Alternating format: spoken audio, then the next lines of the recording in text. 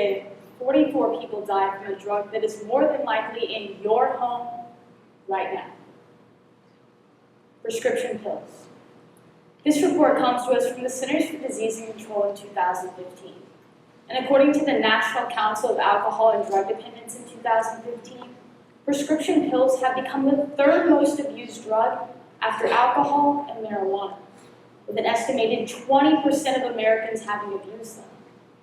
It's for this reason that it's so important that we discuss the growing problem of prescription pill abuse, what's led to this problem, and lastly, what we can each do to help solve this issue. First, let's take a deeper look into what exactly prescription pill abuse is.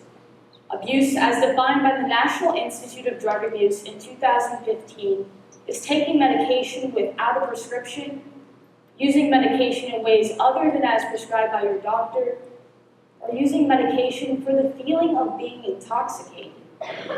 Among the most commonly abused prescription pills are opioids, which are commonly used to treat pain, stimulants, which are commonly used to treat those with ADHD, and depressants, which are used to treat people with anxiety. However, this is not just a new drug fad among local drug addicts. This is affecting everyone we know. Dr. Nicholas Kadaris from Fox News in 2014 tells us about Peggy. Peggy has her master's degree in education. She married her college sweetheart, has 3 beautiful children, and volunteers at her local church every week. Peggy is also addicted to prescription pills. Peggy is the perfect example of an accidental addict. She was originally prescribed pain pills after a minor surgery, and unaware of how addicted they were, Peggy soon began to grow tolerance. Soon enough, Peggy was no longer taking these pills to help control her pain, but rather to control an addiction she had hid from her family.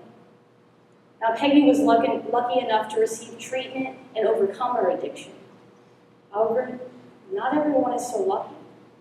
A local woman, Amanda Rivera, aged 26, was arrested in 2011 in Webster County, Missouri, after she had slammed her mother into a refrigerator and held a knife to her throat while high on pills.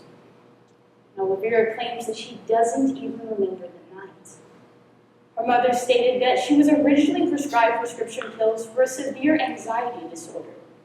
Beforehand, Rivera had been too anxious to go to a job interview or even order food through a drive-thru by herself. Yet another example of an accidental addict.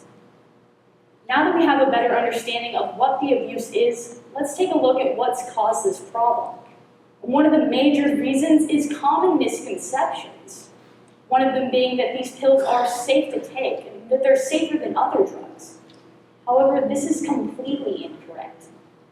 An article from the Washington Post in 2014 tells us that 60% of drug overdoses occur in people who are prescribed medication by a doctor. People seem to forget that the medicine they're taking is a form of a drug, and if misused, can cause major problems. I'm sure you wouldn't think it's a good idea to do heroin, but yet Oxycontin and hydrocodone are opiates, the same thing used to make heroin. And you probably don't think it's okay to do meth now and then, but yet Adderall and Vyvanse are amphetamines and give you the same effects as meth. These pills are serious drugs, and when taken incorrectly, can cause serious problems. But perhaps maybe the biggest reason as to why this has become such a big problem is because now we have drug dealers with degrees.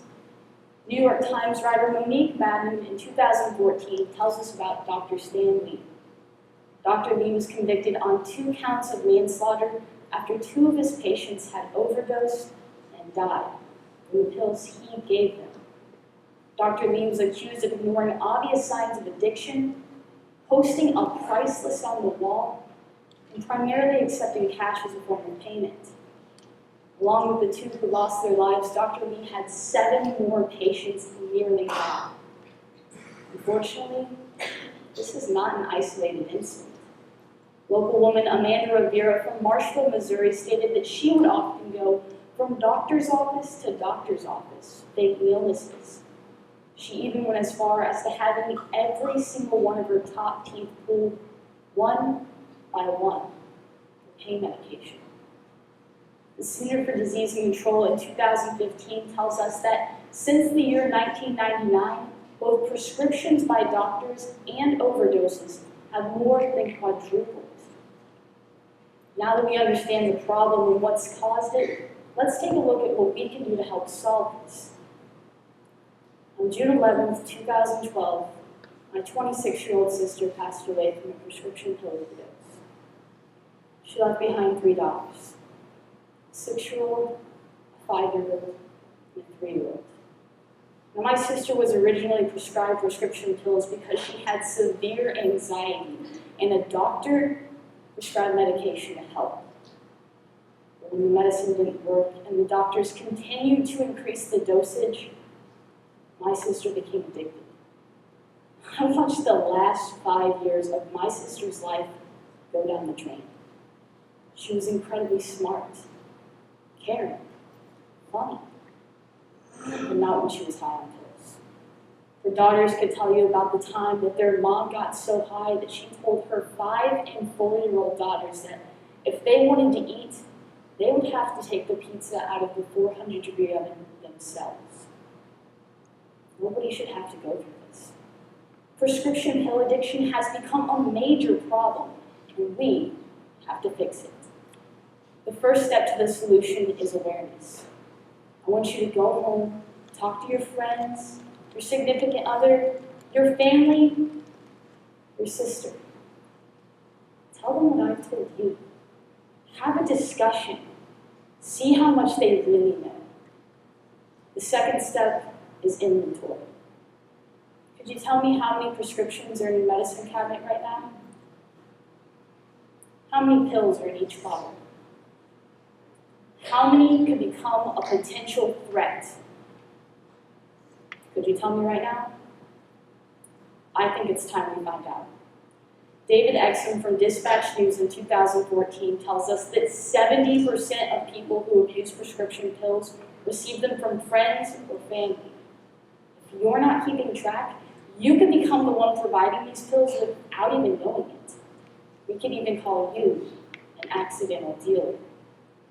The last step to the solution is disposing of unneeded pills. According to the DEA's official website in 2015, they've been holding drug take-back programs since 2010. At these take-back programs, you can bring unwanted, unused, or expired pills. You can find upcoming dates on their local website. Today we've discussed the problem of prescription pill abuse, how misconceptions have led to this problem, and lastly, what we can each do to help solve it. Remember, if you're not part of the solution, then you're the problem.